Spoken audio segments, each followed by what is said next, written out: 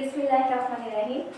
आज हम लेक्चर हमारा 3 है, चैप्टर नंबर 15 है होमोस्टैसिस के बारे में। जैसे कि हमने प्रीवियस लेक्चर के अंदर डिस्कस किया था कि होमोस्टैसिस क्या होता है। उसके बाद फिर हमने डिस्कस किया था कि इंटरनल एनवायरनमेंट क्या है और एक्सटर्नल एनवायरनमेंट क्या है। और फिर थर्ड वन जो हमने डिस्कस किया था उसमें ये था कि हमने देखा था कि इंटरनल और एक्सटर्नल एनवायरनमेंट जो होते हैं उनकी फ्लक्चुएशंस होती हैं वो किस लेवल्स पे होती हैं। 2 लेवल्स पे होती हैं। पहला लेवल जो था वो एट द सेलुलर लेवल है, सेकंड वन जो है एट द ऑर्गेनिज्मिक लेवल है, वो हम फर्दर डिस्कस करेंगे। लेकिन आज जो इस लेक्चर में हमें डिस्कस करना है वो है एट द सेलुलर लेवल, यानी कि सेल के लेवल पे होकर इंटरनल और एक्सटर्नल एनवायरनमेंट के अंदर जो फ्लक्चुएशंस आ रही हैं उनको मेंटेन रखने के लिए या फिर उनके हार्म्स को प्रोटेक्ट करने के लिए जो मैकेनिज्म डिस्कस किया जाता है वो किस तरह किया जाता है। सबसे पहले हमें ये डिस्कस करना है कि ये सेल लेवल के ऊपर हम किस तरीके से मेंटेन कर सकते हैं। ये एक मैकेनिज्म है किसी भी ऑर्गेनिज्म का, यानी कि कोई भी ऑर्गेनिज्म जो है वो किसी भी किस्म का मैकेनिज्म्स को अडॉप्ट कर सकता है। क्यों अडॉप्ट कर सकता है? ताकि वो एलिमिनेट कर सके। एलिमिनेट मतलब खत्म कर सके, खारिज कर सके, उसको स्केप आउट कर सके या उसको छोड़ सके। किसको? हार्मफुल नुकसान जो है नाइट्रोजनियस वेस्ट। नाइट्रोजनियस वेस्ट के बारे में मैं आपको बताना चाहूँगी। जैसे कि नाइट्रोजन वेस्ट के बारे में अगर हम बताएं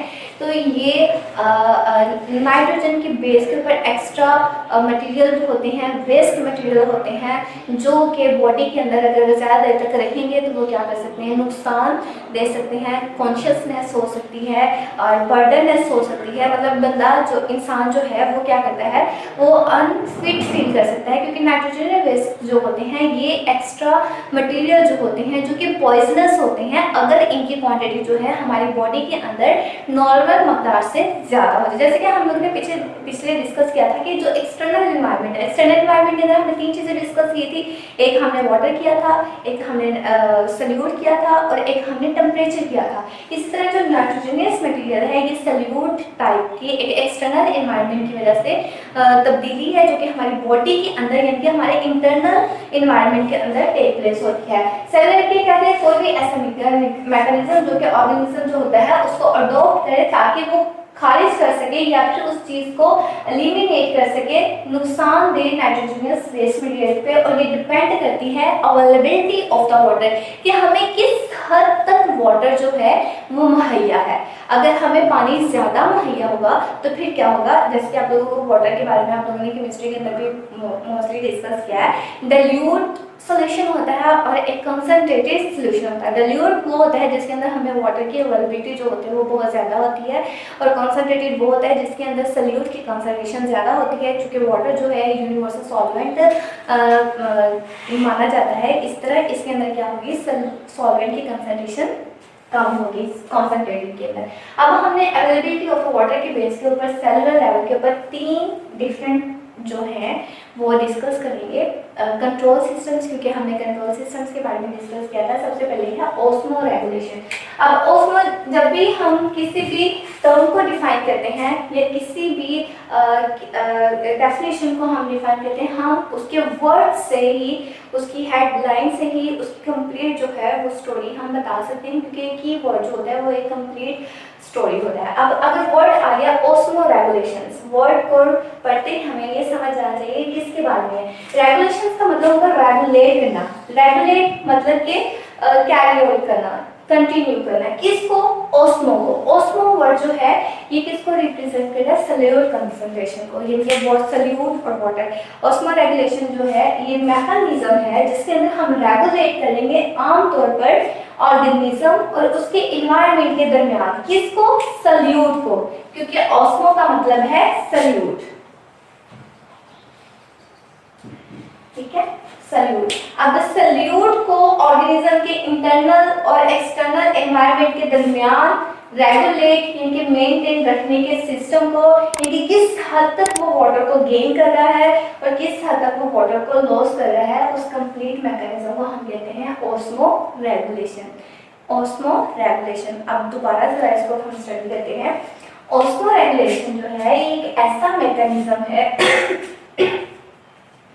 ऐसा मैकेनिज्म है जिसके अंदर हम रेगुलेट करेंगे। किसके दरमियान रेगुलेट करना है? ऑर्गेनिजम्स के दरमियान और इन्वायरमेंट के दरमियान, ठीक है। इन दो चीजों के दरमियान में हमने रेगुलेट करना है। किस चीज को रेगुलेट करना है? हमने सल्यूट को रेगुलेट करना है, ठीक है। और सल्यूट को रेगुलेट करने के लिए हमें क्या चाहिए?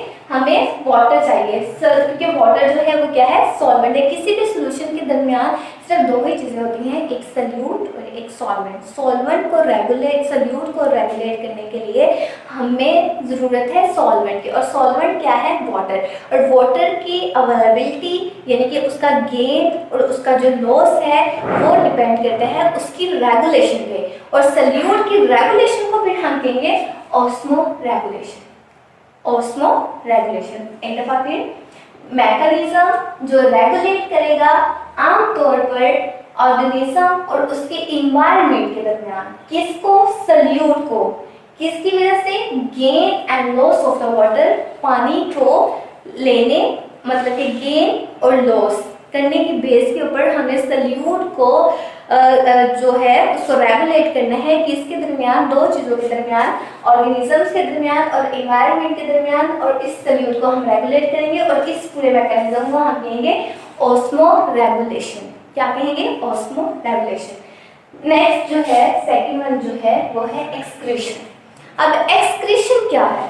एक्सक्रीशन जो है ये वर्ड ही रिप्रेजेंट कर रहा है कि किसी भी चीज को खारिज करना, एक्सक्रीट करना, उसको निकाल देना, एक्सपेल कर देना।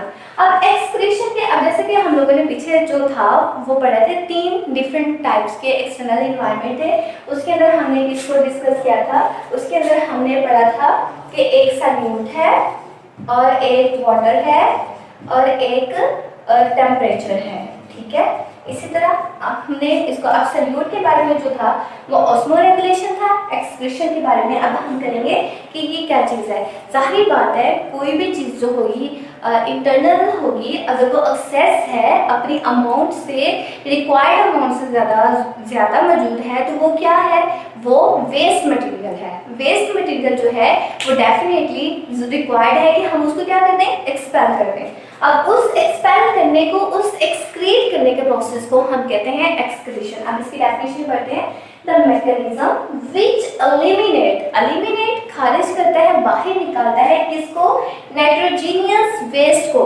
नाइट्रोजीनियस वेस्ट यानी कि ऐसे वेस्ट जिनके अंदर नाइट्रोजन, अमोनिया मतलब हो गया, उसी और अमोनिया हो गया, और वो मटेरियल जो है जिसको हमने अपनी बॉडी से बाहर यानी कि इंटरनल एनवायरनमेंट से बाहर एक्सक्रीट करना है, उस पूरे प्रोसेस को, उस मैकेनिज्म को हम क्या कहते हैं? एक्सक्रीशन कहते हैं।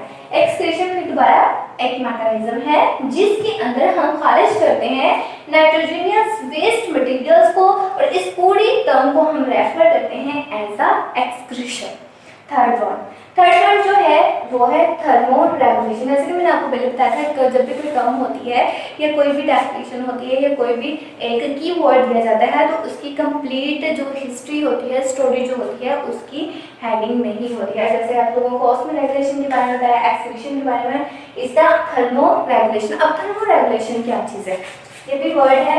थर्मो का मतलब है टेम्परेचर, रेगुलेशन का मतलब है रेगुलेट करना, कैरी आउट करना, मतलब कि लेके चलना, किसी भी चीज़ की रेगुलेशन के प्रोसेस को हम करते हैं। अब थर्मो रेगुलेशन यानी कि टेम्परेचर का रेगुलेट करना। अब टेम्परेचर मैंने आपको पहले एग्जांपल दी है हमारे एक्सटर्नल टेम्परेचर के बारे में, इंटरनल टेम्परेचर के बारे में। इसी तरह से इसकी डेफिनेशन जो है वो भी बहुत ज़्यादा ईजी है, जो कि है maintenance of the internal temperature, यानी कि हमारी बॉडी के इंटरनल टेम्परेचर को हमने मेंटेन रखना है with in a tolerable range. Tolerable range यानी कि फर्ज करेंगे हमारा जो है वो 37 डिग्री सेंटीग्रेड टेम्परेचर है नॉर्मल, ठीक है। तो हम टॉलरेबल कितना कर सकते हैं?